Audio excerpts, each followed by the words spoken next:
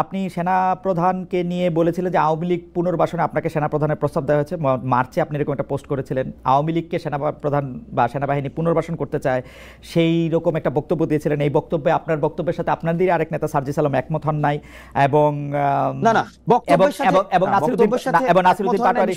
নাসিরুদ্দিন পাটোয়ারী সাহেব সিলেটে এক অনুষ্ঠানে বক্তৃতা আপনার এই বক্তব্যকে শিষ্টাচার বহির্ভূত বলেছিলেন। আপনার একটু মন্তব্য করতে চাই।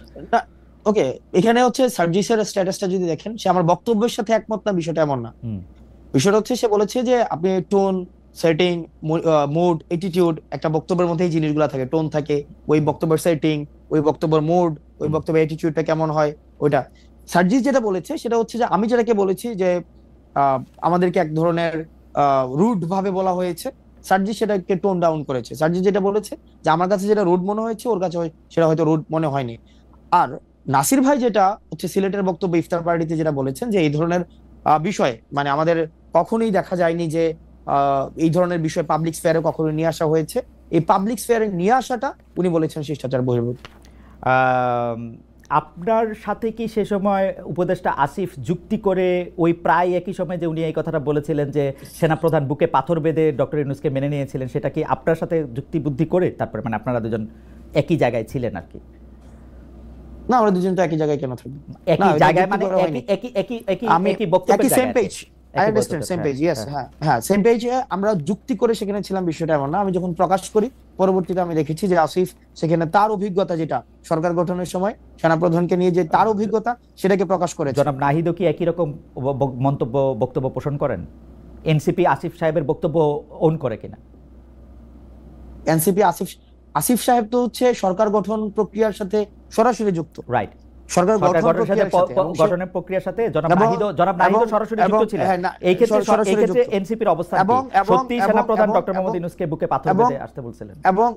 এবং এসে আসিফ বলেছে, ওই জায়গাতে আসিফ বলেছে, এবং সেক্ষেত্রে আসিফ এই বিষয়টাকে আরো মানে আপনি আসিফ থেকে সেই বিষয় হচ্ছে ক্লিয়ার হতে পারেন। ওকে, আপনাদের আচ্ছা দেখেন খালিদ ভাই এই আরেকটা প্রশ্ন যাওয়ার আগে দেখেন, এই চেঞ্জটা যেটা হয়েছে, এই ট্রান্সফরমেশনটা যেটা হয়েছে সেটা কিন্তু একদম মানে যে প্রত্যেকটা এখানে ইন্ডিভিজুয়ালের প্রত্যেক ডিফারেন্ট অভিজ্ঞতা রয়েছে। আমরা এখানে এনসিপি করার পূর্বে প্রত্যেকটা মানুষের এই অভ্যুত্থানে ডিফারেন্ট হচ্ছে অভিজ্ঞতাগুলো রয়েছে। সেই অভিজ্ঞতার হচ্ছে ফিউশন হয়েছে এনসিপিতে। সবার একই ধরনের অভিজ্ঞতা থাকবে, সবাই একই লেন্সে হচ্ছে অভ্যুত্থানকে দেখেছে বা অভ্যুত্থানে যে এলিমেন্টসগুলো ছিল এরকম একটা বিষয়, এরকম এমন না। আসিফের অভিজ্ঞতার সাথে ওই মিটিং এ আমি ছিলাম না। সরকার গঠনের 8 আগস্টে মিটিংটা মানে 7 আগস্ট হয়েছে, 7 আগস্টের ওই মিটিং এ আবার আমি ছিলাম না। যে মিটিং আবার আমি ছিলাম সেই মিটিং এ আবার হয়তো নাই ছিল না।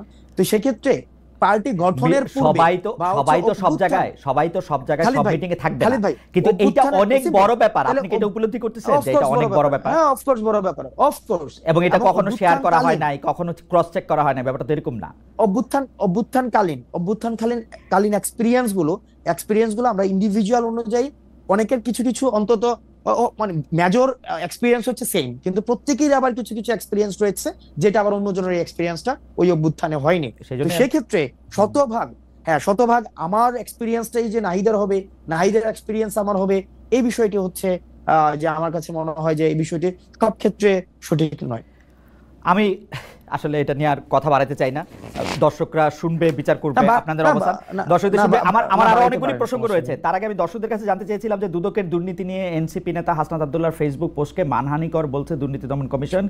এইটাকে মানহানিকর মনে করেন কিনা? শতকরা 19% দর্শক মনে করছেন এটা মানহানিকর, শতকরা 81% মনে করছেন এটা মানহানিকর নয়।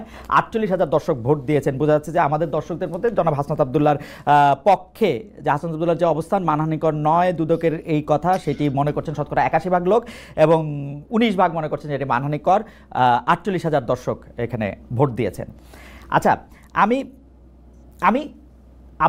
অনেকগুলি প্রসঙ্গ রয়েছে, তো সেই জন্য আমি দর্শকরাও অনেকে যুক্ত আছেন, অনেক ধরনের প্রশ্ন করতেছেন। আমি একটা প্রশ্নকে একটু প্যারাফ্রেজ করি। আমরা দেখেছি যে সম্প্রতি দলের সদস্য সচিব জনাব আক্তারের উপর একটা ককটেল বিস্ফোরণের অভিযোগ আপনারা করেছেন, এবং ককটেল বিস্ফোরণ হয়েছে, এবং সেটা প্রতিবাদে জেলা উপজেলা পর্যায়ে সর্বত্র বিক্ষোভ হয়েছে। আমি কয়েকদিন ধরে এনসিপির যে ওয়েব পেজ আছে, যে ফেসবুক পেজ আছে, সেগুলিতে দেখতেছিলাম এগুলি খবরে এবং ছবিতে অনেক ভরা, কিন্তু আমরা নারী সহিংসতার বিরুদ্ধে একটা সমাবেশও হয়েছে কিনা সেরকম আমরা দেখি নাই, জনাব হাসনাত অংশ নিয়েছেন কিনা সেটাও আমরা দেখি নাই।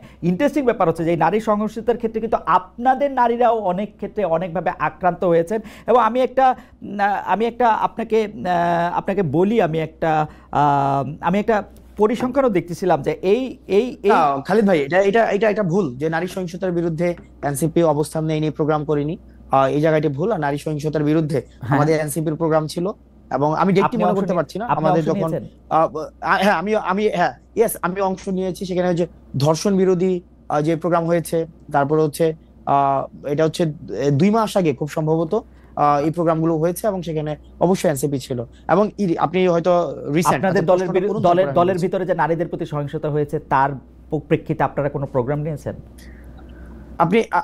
আপনি আমাদের দলের বিরুদ্ধে, মানে দলের ভিতরে নারীদের বিরুদ্ধে বিভিন্ন সহিংসতা হয়েছে, আমি কিন্তু একদম স্পেসিফিকলি বলতে পারি যে স্পেসিফিক ঘটনাটা ধরেন নুসরাত তাবাসসুম বা মানে রুমিন ফারানা, সৈয়দা রেজওয়ানা হাসান, তাসনিম জারা, উমানুমা ফাতেমা, তাজনুবা জাবিন, অর্পিতা শেমা দেব, তাদের সবার বিরুদ্ধেই কিন্তু নানা ধরনের সহিংসতা, বা আমরা যেটাকে বলি হচ্ছে যে একটা binge campaign, media trial, binge campaign হয়েছে।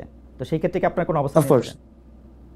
অফকোর্স, কেন আমরা অবশ্যই অবস্থান নিয়েছি সেক্ষেত্রে, অবশ্যই অবস্থান নিয়েছি। এবং যে কোনো আমরা নারী সহিংসতা, এটা তো সিলেক্টিভ কোনো ধরনের, মানে যে আমি এই প্রবলেমের সময় দাঁড়াবো, ওই প্রবলেমে দাঁড়াবো তেমন না। নারী সহিংসতার মধ্যে অবশ্যই সেখানে অবশ্যই নারীদের ক্ষেত্রে তার মানে কি আপনি বলতে যাচ্ছেন যে সেক্ষেত্রে মানে আমি জানতে চাচ্ছি, যেমন বিশেষ করে বিশেষ করে আপনি আমার নামটা উচ্চারণ করেছেন, সেক্ষেত্রে কি মানে নারী সহিংসতাকে আমি প্রমোট করছি কোনোভাবে, মানে নারী সহিংসতা প্রমোট করছি আমি সেটা বলি নাই। আমি বলেছি যে আপনি অন্য ঘটনায় যেরকম প্রতিবাদ করেন, নারীর প্রতি সহিংসতায় কি আপনি সেই একইভাবে প্রতিবাদ করেছেন? ডেফিনেটলি এটা সিলেক্টিভ প্রতিবাদের তো কোনো বিষয় না। আপনি সিলেক্টিভ প্রতিবাদ না, ব্যাপারটা সিলেক্টিভ প্রতিবাদ কিনা সেটাই বুঝতে চাইছি। কিন্তু আপনি যখন আবার আমাকে বলেন আপনি নারী সহিংসতা কেন প্রমোট করবেন, আপনি তো সেরকম ছেলেই না। আমি যে জায়গার মধ্যে আসতে চাইছি সেটা হচ্ছে যে আপনাদের বহুল আকাঙ্ক্ষিত খালিদ ভাই, মানে খালিদ ভাই একটু লাস্ট সেন্টেন্সটা আমি বুঝি নাই। লাস্ট সেন্টেন্সটা মানে আপনি এরকম কোন ছেলেই না যে এরকম করে ছেলেই না যে নারীর প্রতি এটা খুঁচা দিছেন আপনি আমাকে, যে আমি সেটা আপনি পাস করছেন, তাহলে কি আমি কথা ফেরত নিব? না, এটা পারসিভ না, এটা পারসিভ না, এটা না অ্যাবসলিউটলি ট্রাস্ট মি আমরা আপনাকে যেরকম জানি, আপনি too serious a person to do such things. আপনি যেটা বলতেছিলেন সেটা আপনি এরকম লোকই না, সেইটা বলতে গিয়ে ছেলে বলছি, সেটা ভুল বলছি। সেরকম লোকই না, সেরকম মানুষই না বলি, তাহলে ভালো, ঠিক আছে?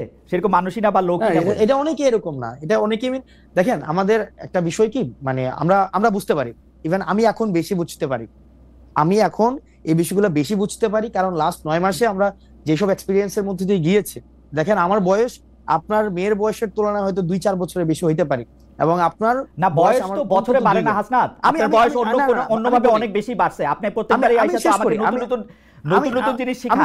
আমি একটা সাধারণ কথা বললাম, সেটাকে আপনি খোঁচা হিসেবে খালিদ ভাই, খালিদ ভাই শুনেন, আমি জাস্ট একটু মানে আমি আপনার সাথে কথা বলতে পারছি। দেখেন একটা বিষয়, আমরা লাস্ট 9 মাসে দেখেছি যে আমরা জাতিগতভাবে আমরা মানে একটা ট্রমাটাইজড, মানে এত পরিমাণ লাস্ট 15, 16, 20 বছরে আমরা এখনো পর্যন্ত যে একটা যে মানে সার্বজনীন প্রতিবাদের যেই আইডিয়াটা, সেটা তুলে ধরতে পারি নাই।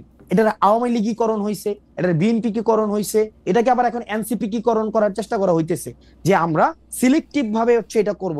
আমরা সার্বজনীন আমাদের হচ্ছে কোনো ধরনের ক্যারেক্টারিস্টিক্স দাঁড় করাইতে পারি নাই, জাতিগত ক্যারেক্টারিস্টিক্স দাঁড় করাইতে পারি নাই, ভাষাগত পারি নাই, সভ্যতাগত পারি নাই, সমস্যাগত ক্যারেক্টারিস্টিক্সও আমরা হচ্ছে সার্বজনীন করতে পারি নাই। প্রত্যেকটাই হচ্ছে বর্গীয়করণ করা হয়েছে। তো যেটা আমরা হাসনাত, হ্যাঁ সেটা আমরা বুঝতে পারি ভাই। হ্যাঁ ওকে, আপনাদের বহুল আকাঙ্ক্ষিত, আচ্ছা এই জুলাই ঘোষণাপত্রের প্রসঙ্গে আমি একটু পরে আসি।